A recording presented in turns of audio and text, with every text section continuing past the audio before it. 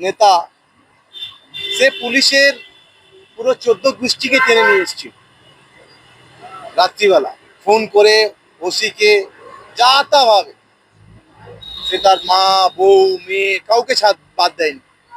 Police তাদের কিচ্ছু করতে পারে না, কিচ্ছু করতে পারে না পুলিশ।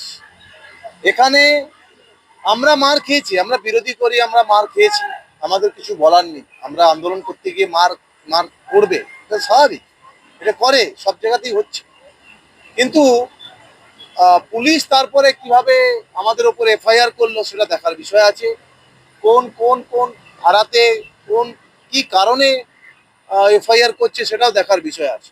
তো আমরা আমি আমার যতদূর মনে হয় আমরা খুবই শান্তিপূর্ণভাবে আন্দোলন করছিলাম, এবং আমাদেরকে পার্ক স্ট্রিটে ব্যারিকেডের ওখানে আমাদেরকে স্টপ করে দেওয়া হয়, আমরা ওখানে বসে যাই।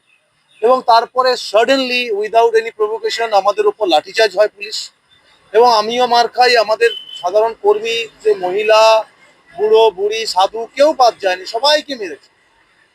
তো আমরা তাতেও কিছু বলিনি, অভয়ের মাকেও পর্যন্ত মেরেছে, তাতেও কিছু বলিনি। কিন্তু আমার চোখের সামনে কেউ যখন, আমি ইন্ডিয়ান ক্রিকেটার, একটা ভারতীয় লোক, ঠিক আছে, এমএলএ ছেড়ে দাও, আমি যদি এমএলএ নাও থাকতাম, যদি কেউ ভারতের ফ্ল্যাগের ওপরে যদি কেউ দাঁড়াবে, তাহলে আমার কিন্তু কথা বেরোবে, আমি কিন্তু তাকে ছাড়বো না।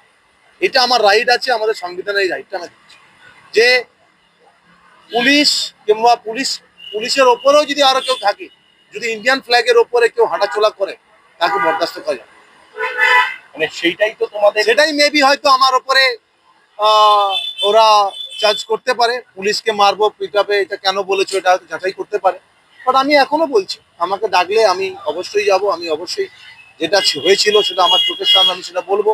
And I have a evidence আমার ইন মাই পকেট। সো লাঠিচার্জ বা কেন করলো সেটাও আমি জিজ্ঞেস করবো পুলিশকে, কার কার কোথাতে আপনারা লাঠিচার্জ করলেন। আমরা তো কোনো প্রভোকেশন করিনি, আমরা তো ওখানে আন্দোলন করছিলাম, ওখানেই আমরা স্টে করে গেছিলাম। তো আমাদের উপর লাঠিচার্জটা কে করালো সেটাও আমি জিজ্ঞেস করতে পারি পুলিশকে, সেই রাইটটাও আমার আছে জিজ্ঞেস করার। ঠিক আছে, তোমাকে কবে ডাকা হয়েছে? আমি জানি না, আমার কাছে কোনো এখনো পর্যন্ত নোটিশ আসেনি, এবং আমি বলতে পারবো না। আপনারা আপনাদের সূত্র দিয়ে জানতে পারছি আমাকে ডাকা হচ্ছে, বাট আমি এখনো বলতে পারবো। ওকে, থ্যাংক ইউ।